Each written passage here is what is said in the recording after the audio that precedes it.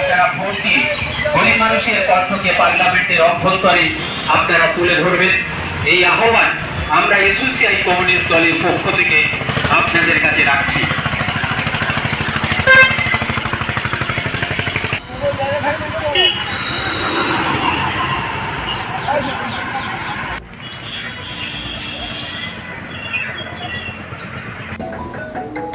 আমি নিরঞ্জন Naskar associate communist দলের মনোনীত জয়নগর লোকসভা কেন্দ্রের প্রার্থী।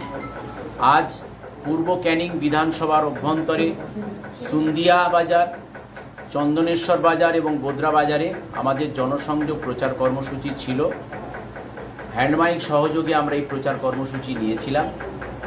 সুন্দিয়া, চন্দনেশ্বর এবং গোদ্রা পরপরই 3টি বাজারে সুষ্ঠুভাবে আমরা প্রচার করি।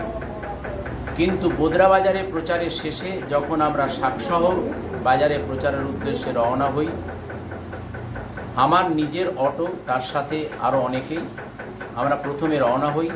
কিন্তু ঠিক পরেই আমাদের একটি টোটো গাড়িতে অন্যান্য কর্মীরা তারা যখন রওনা হতে শুরু করেছে, ঠিক সেই সময় 30-40 জনের তৃণমূল আশ্রিত দুষ্কৃতীরা এসে উপস্থিত হয়, আটক করে।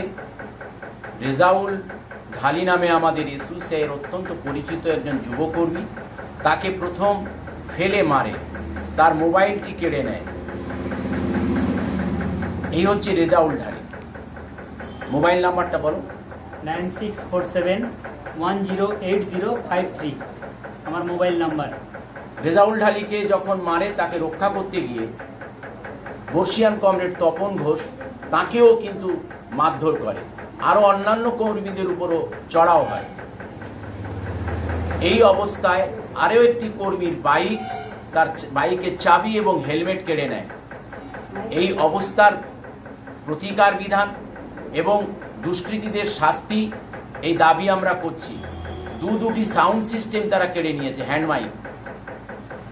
এই হ্যান্ডমাইক, মোবাইল এবং দোষীদের উপযুক্ত শাস্তি যাতে জিনিসগুলো যাতে আমরা ফিরে পাই, তাই জনসমক্ষে আমরা আবেদন করছি, প্রশাসনিক ক্ষেত্রে সহযোগিতা চাইছি। পাশাপাশি এই যে দুষ্কৃতীরা চলছে গণতন্ত্রের নামে, এর বিরুদ্ধে জনগণকে সোচ্চার হওয়ার জন্য আমরা আবেদন করছি।